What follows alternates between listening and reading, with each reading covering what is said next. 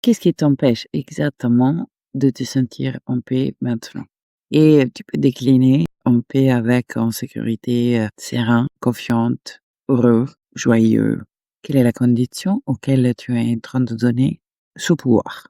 Si on reconnaît, nous, si, 3 petits points, si seulement c'est là changé et non mais, oui, je pourrais être en paix, mais 3 petits points. Si on les conscientise, si on arrive à les nommer, et ça peut être vraiment une très bonne idée de l'écrire, je serai en paix quand 3 petits points, si 3 petits points, ou en joie quand 3 petits points. On peut reprendre du pouvoir là-dessus, parce que ça n'est qu'une perception des choses, c'est là. Et elle a du pouvoir, le pouvoir de déterminer notre expérience au présent jusqu'à ce qu'on est en conscient de la voir et que du coup, inévitablement, on la croit vraie. Dur comme le fer. Pouvoir nommer, mettre par écrit, non auto-prophétie est le premier passage. On peut commencer à récupérer du pouvoir sous cela. Commencer juste à questionner si c'est vrai, si c'est inévitablement vrai, si c'est tout le temps vrai, si c'est 100% vrai. À partir de là, on peut se demander, OK, par contre, j'ai ce désir fort de faire l'expérience de la paix, j'ai ce désir fort de faire l'expérience de la joie, de la confiance, de l'amour pour les autres, de l'amour pour la vie, pour tout le vivant. Ce désir reste. Je ne suis pas en train de dire de le gommer, je ne suis pas en train de dire de se résigner à l'impossibilité de sa réalisation. Je suis en train juste de pointer à un autre chemin.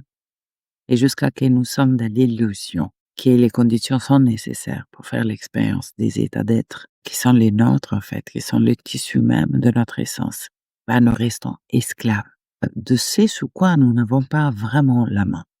Donc, si cet désir de faire l'expérience de la paix et de la joie, je le reconnais, je le maintiens, juste je le libère de cette condition auto-imposée.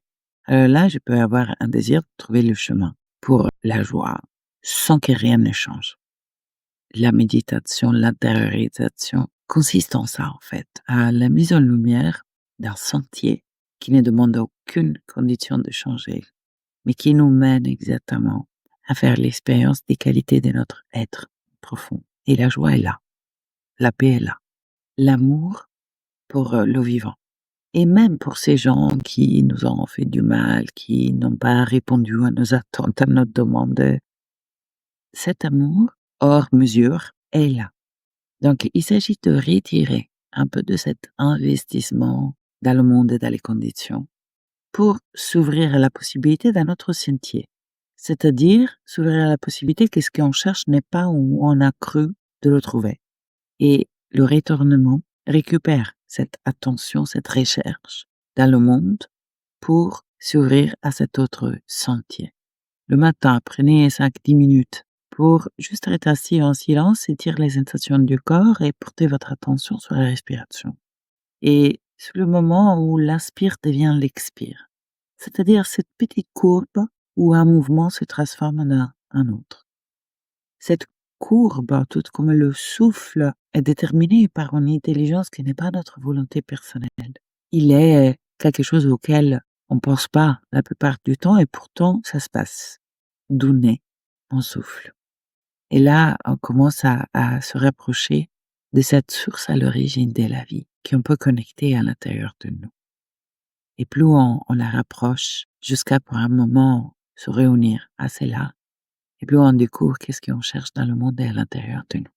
Si vous avez besoin de cheminer ensemble pour se rapprocher de cet endroit et libérer nos désirs des chaînes, des conditions qu'on lui a attachées, j'accompagne en individuel, en groupe, en immersion, en atelier et en séance, à distance ou en présentiel, et je serai vraiment ravie de cheminer avec vous cette sentier de la liberté, à peu près tout ce qu'on cherche, d'après moi.